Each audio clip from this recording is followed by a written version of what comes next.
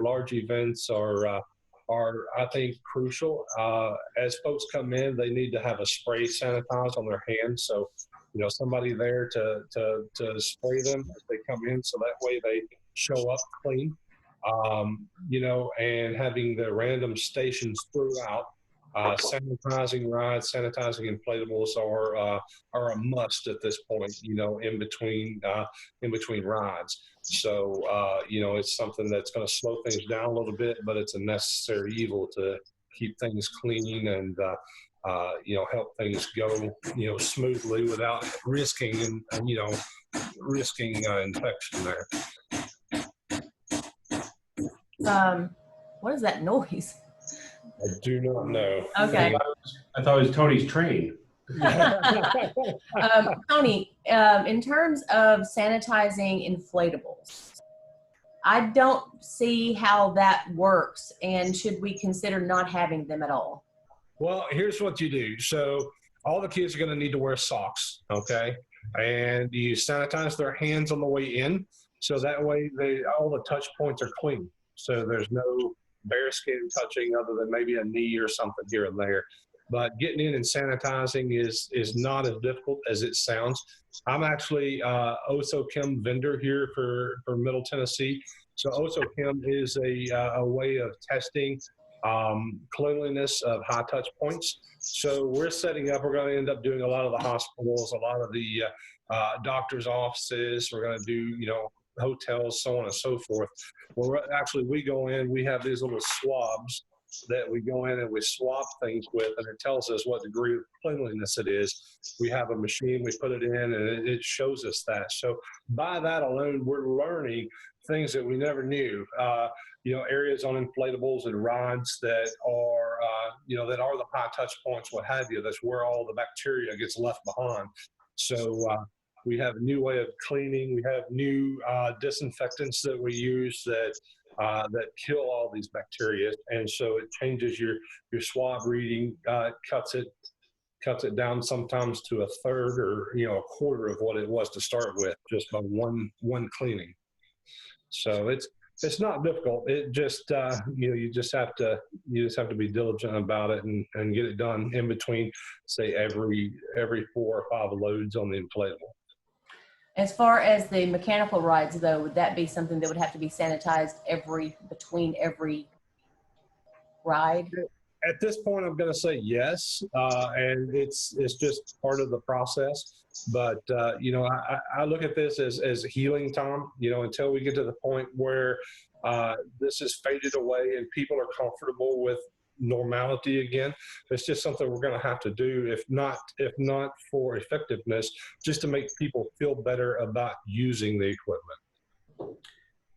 Tony, you mentioned that the additional need to sanitize at a certain interval, that's obviously equates to time consumption, which affects number of rides, which affects revenue. Can you give us, and you don't need to give us an answer if you can't do it right now, but ballpark, what % decrease do you think we should expect in capacity of rides, given that not as many rides could happen due to time spent on sanitizing? At this point, it's going to be hard to say. I'm going to guess maybe 10%. So I don't think it's going to be something that's going to be very, very time consuming. It's just a matter of getting the disinfectant on and wiping it off. A thorough long cleaning, it has to sit 5 minutes to disinfect, but after we do that, it forms a bit of a barrier, so it does resist picking up germs. So it's going to be easier to clean. We'll just spray and wipe, and we're good. Right. So and it might not be at that time. It might not be something we have to do between every ride. We're just going to have to wait and see. At this point, if I were to start tomorrow doing events, I'm going to do it between every single rider. But as we progress and this fades away, which I hope it does, then I feel like it's going to be easier to skip, maybe 3 or 4 rides. So that way, we're still cleaning, but we don't have to do it as often. Okay. What do you think about, Tony, assuming that we're still at that level I'm with you. I'm optimistic. We're 100 days out from this event right now. If we were looking at that, and let's say this has run its course and society's back to quote unquote normal, do you think it would be prudent for us to create some very basic signage in front of each of the rides that basically says, here's what we're doing for your protection? That would be relatively simple. And so that you don't have those panicked parents saying, Junior's going on the ride. Is it clean? Is it safe? Yes, and that would be a good idea. And, I'd be willing to I'll bring Oso Kim there, and we'll test before the event so we can show actual readings and show it's proof to the public is what it is. And so we'll do that. And, so that'll help out too. So, we'll put the stamp of Oso Kim on there so they'll know it's sanitized. That's a great idea.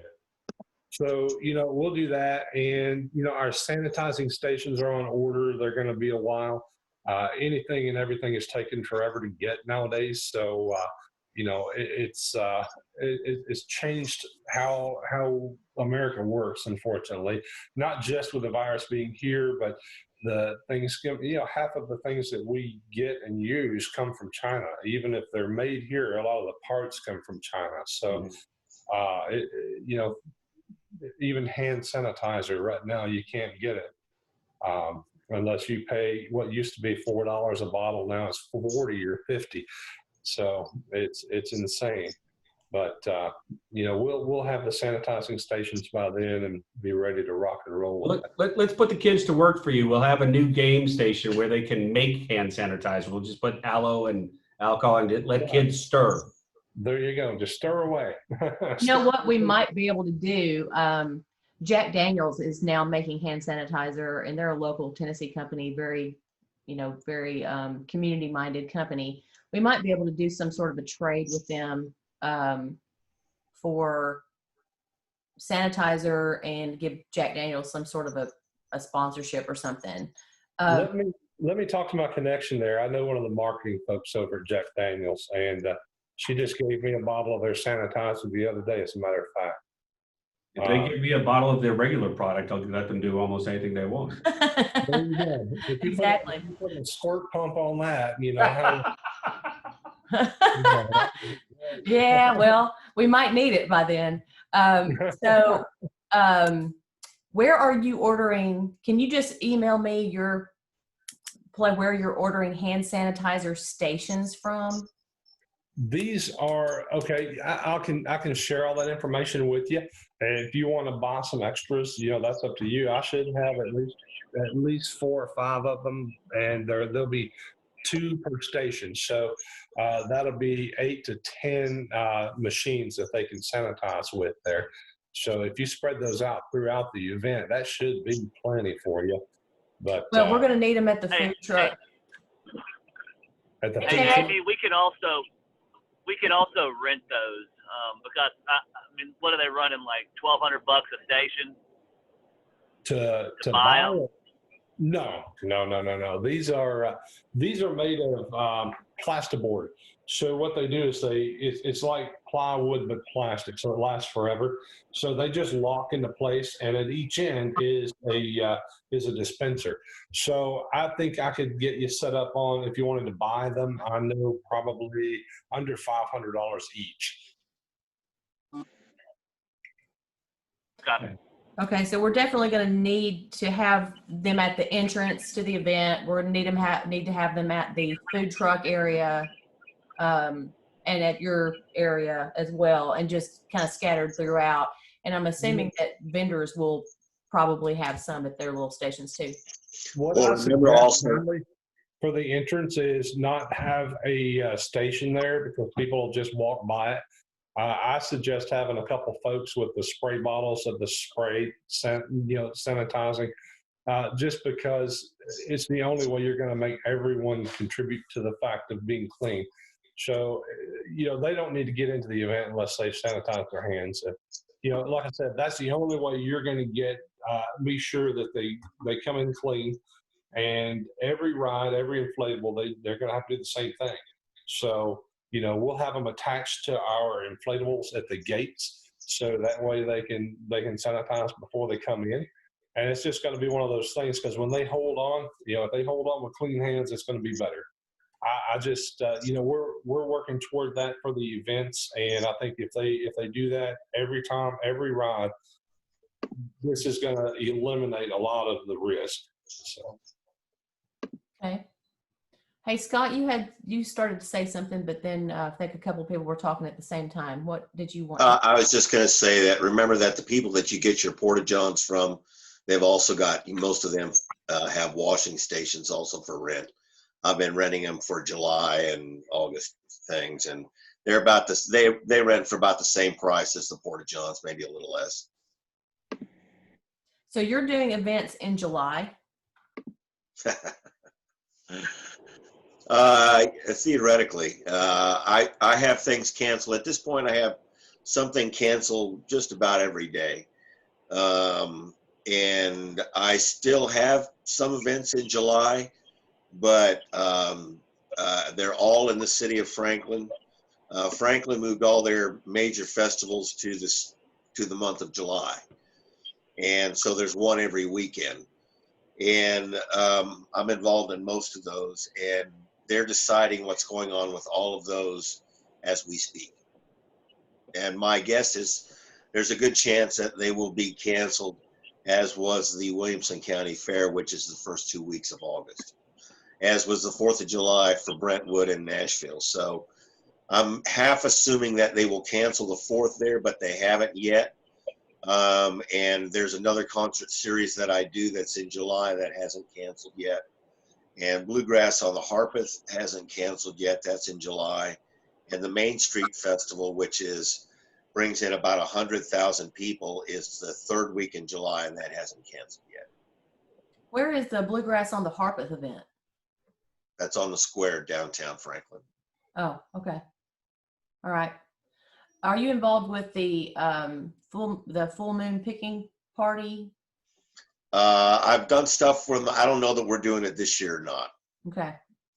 All right. Well, now that we're talking to you anyway, Scott, one of the things that we've discussed is, bringing our entertainment costs down pretty significantly. Sure. And so you and I talked about that via email, I think, or text, but some of the things that we've been tossing around are maybe songwriters in the round, or, just doing a lot of the local stuff. I don't know if the dance groups will participate. I mean, I just don't know anything at this point. I mean, one of our dance centers is closed permanently. Which one? Bellevue Dance Center. Oh. Yeah. Because of this? I think it's because of this, and also her husband is very ill. Okay.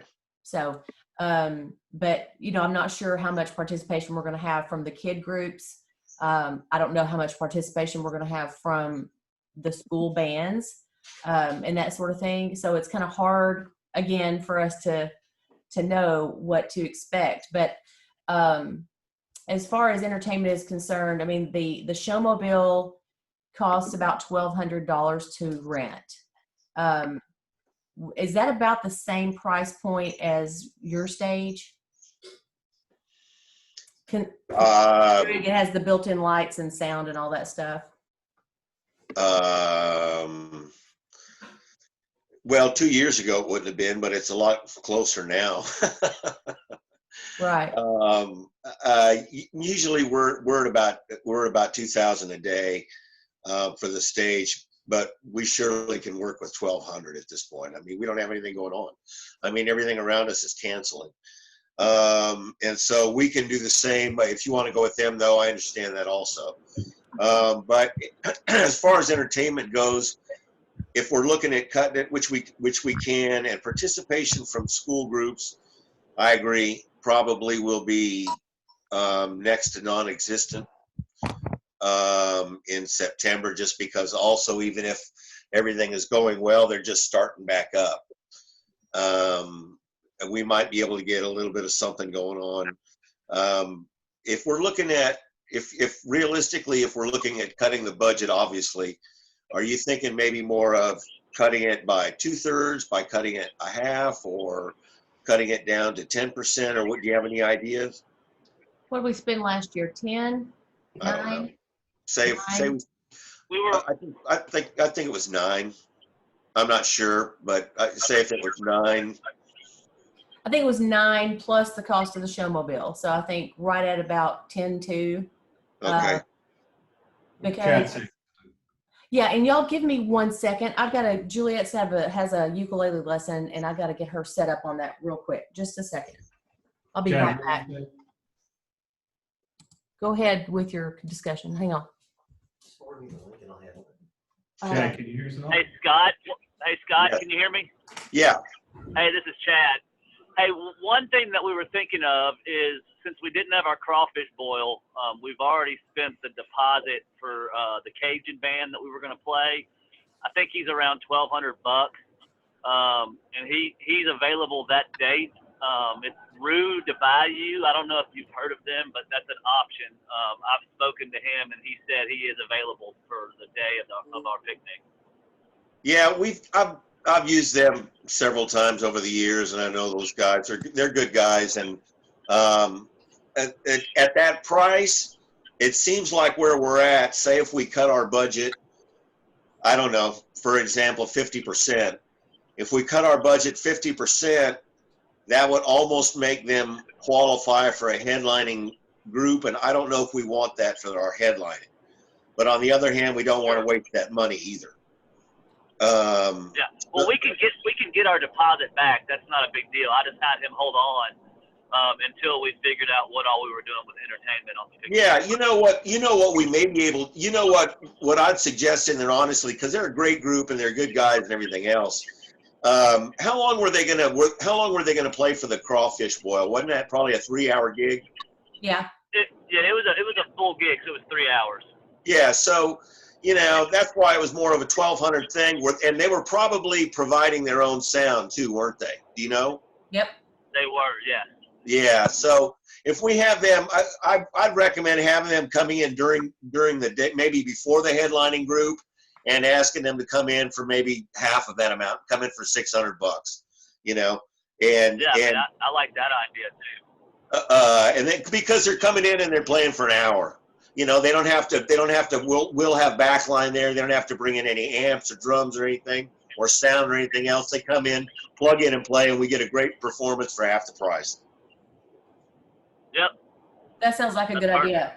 And they are fantastic and a lot of fun. Yeah, they're great guys. They're a lot of fun, man. Yeah, I see Paul all the time. He lives in my neighborhood. Yeah. Have you guys ever heard of Rubik's Groove? Yeah. Oh yeah. I love No, Rubik's Groove. I just Yeah, hired them 6 months ago. Did you?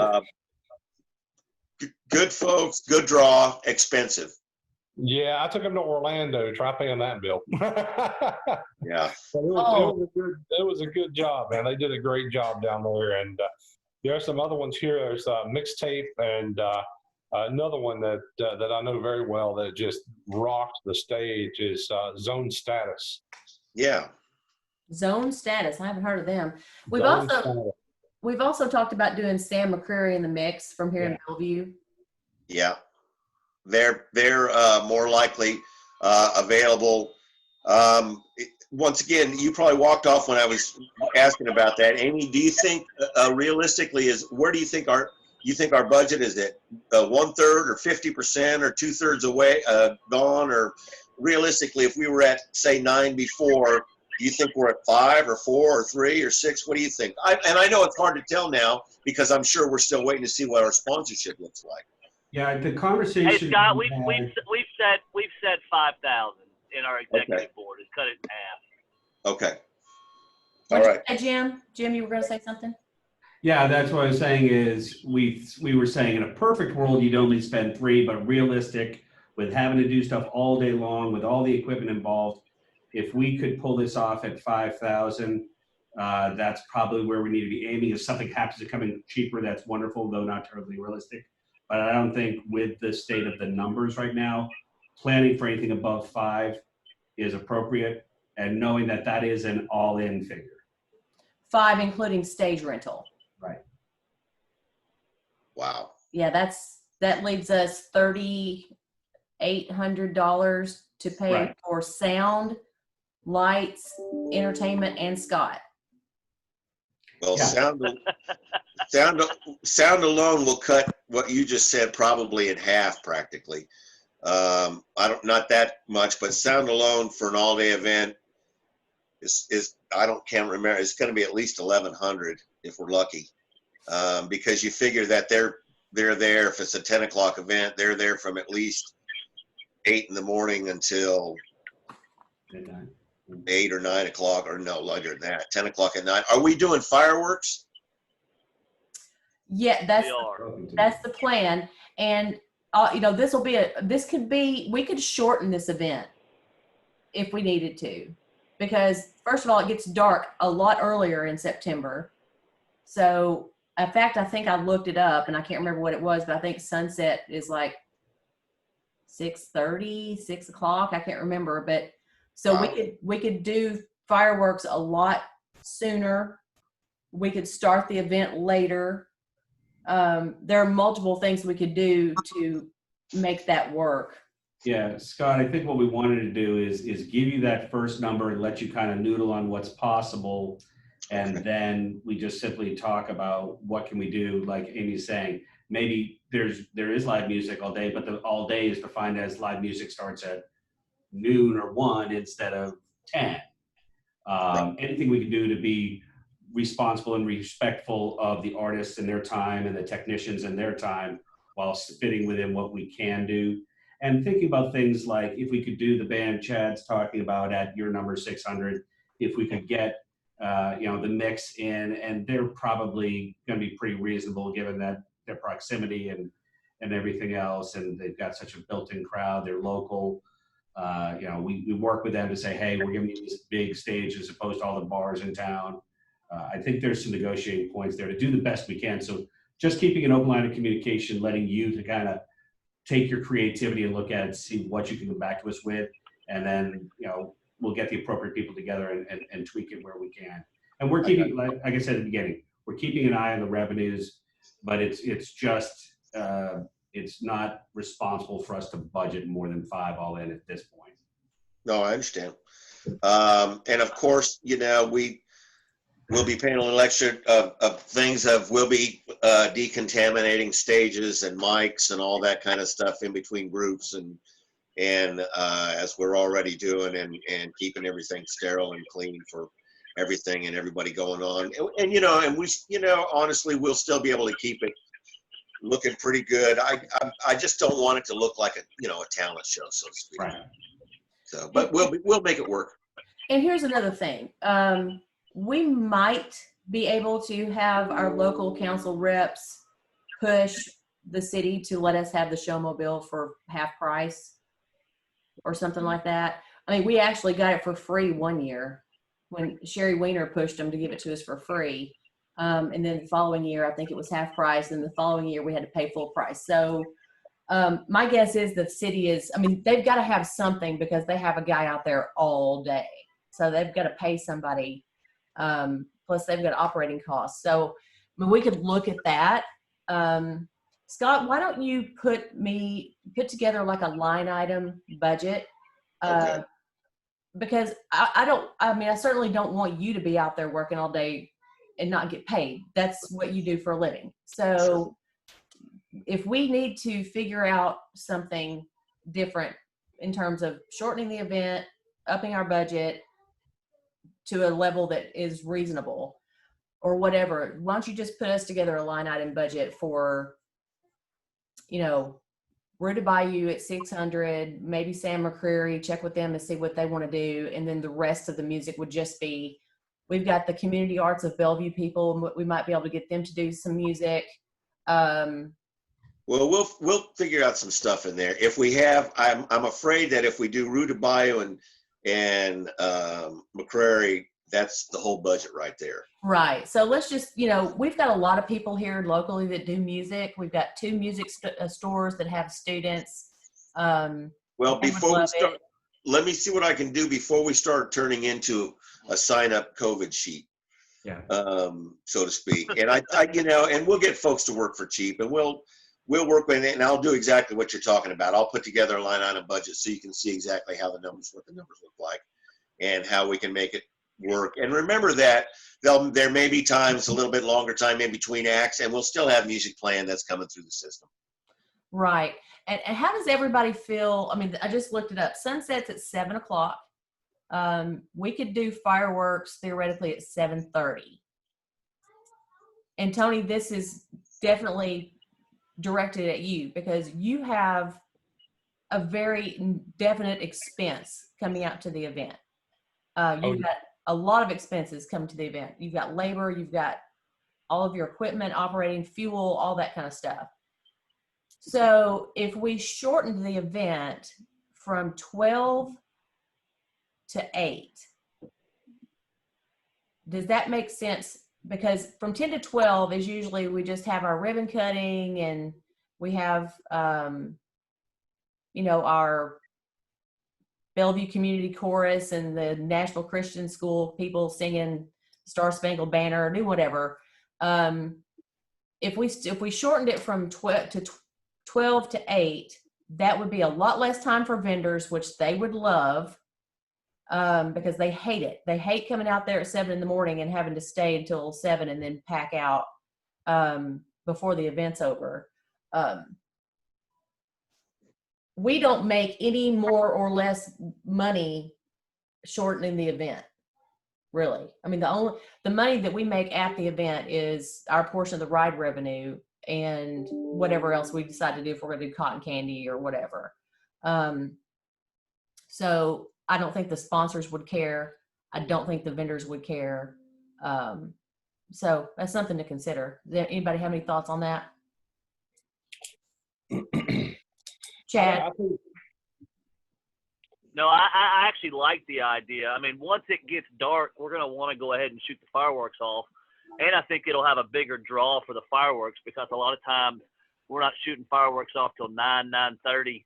And, that limits some kids from coming out because they're already wore out from the all-day picnic.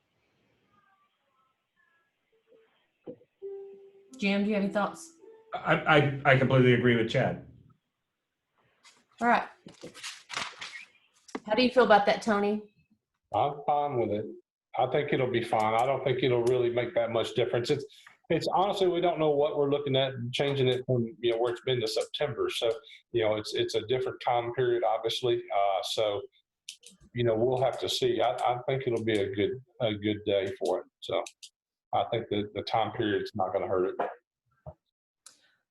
Okay. And then, of course, the other unknown that we're dealing with is, there are 2 more I forgot to mention, volunteers.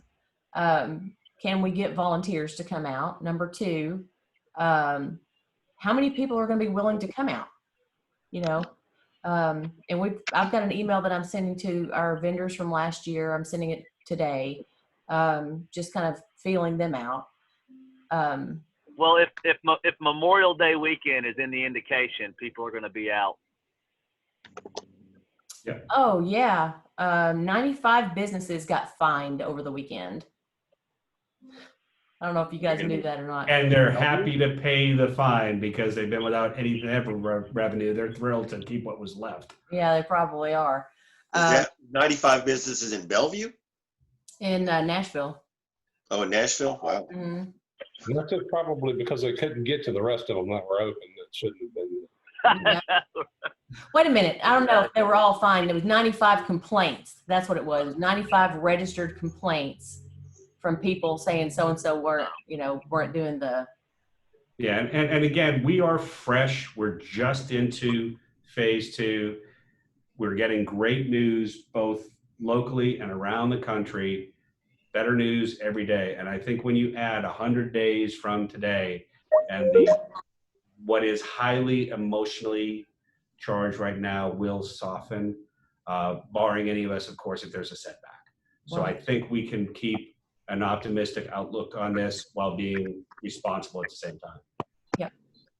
Jill, do you have any thoughts on difficulties or challenges, wording, what we need to do to make volunteers feel like they are protected and taken care of? I don't think it'll be too difficult. I mean, by then, a lot of people are going to be back to work. I mean, I know a lot of the volunteers we had last year were in the banking industry. We've been working through this whole thing. So I don't see a lot of things. It's just like, when is too soon to send out registration for volunteering, you know, because you want people to kind of get a little bit back into the swing of things. If you send it out too soon, they've already got on their mind that they don't want to be in contact with people. So I guess it's just a timing thing that we really need to figure out. I think we probably wait till August. Yeah, that's what I was thinking, you know, late July, early August. And that's a good point. 4th of July, like Memorial Day, will be a great indicator for us. Right. Everybody's canceling. Well, you know, the city canceled the public viewing of the fireworks, but it'll be interesting to see how many people are going, fantastic, I'm still going to go hang out and watch it. I think that's what's going to happen is people are going to go, what are you going to do? Are you going to stop me from standing in a field? Right, exactly. Wait, so they're still having the fireworks? They're just not allowing people to come downtown? Yes. Yeah. They're Sorry, not paid for, Big so. festival for it. And the music will be recorded by the symphony, not live. Ah, okay. Cool. I mean, they're already opening up restaurants on Broadway with live music. I mean, it's only 2 people, but by July 4th, it'll at least be into phase 3, which hopefully will get at least a 3-piece band, right? Yeah, drummers all around the city are very upset. Yeah, exactly. Bass players are always upset, but that's another story. Oh my goodness. All right. You know, other than that, we just, you know, we have to make decisions based on financial stuff, and you know, we're going to work on that for the next several weeks and just kind of see where we are, and we'll just keep everybody updated and make decisions as quickly as we can. As far as timing is concerned, I know, Scott, you've got to book people. You've got to make reservations for sound equipment and all that kind of stuff. What is your timeline for having to do all that for September 12th? Well, kind of like what everybody's saying right now, everything is pretty flexible because we're not really sure if anything is going on. We're getting changes. A lot of what I'm getting, of course, is cancellations, but also the other things I'm getting is postponements, things that are moving up into September or October and November, and people anticipating that things are somewhat coming back. We're probably going to be fine because we're working with a small enough budget, and chances are we're going to be sticking to September 12th because I don't think that they're going to move up anything. By then we should be in the middle of phase 4 or whatever they want to call it at that point. And so I think that things will be moving back along again. And so I'm just kind of right now be tentatively planning on that and acting like that's going to happen. And if it gets postponed or it gets changed or things move around, then at this point it's kind of just what people kind of expect.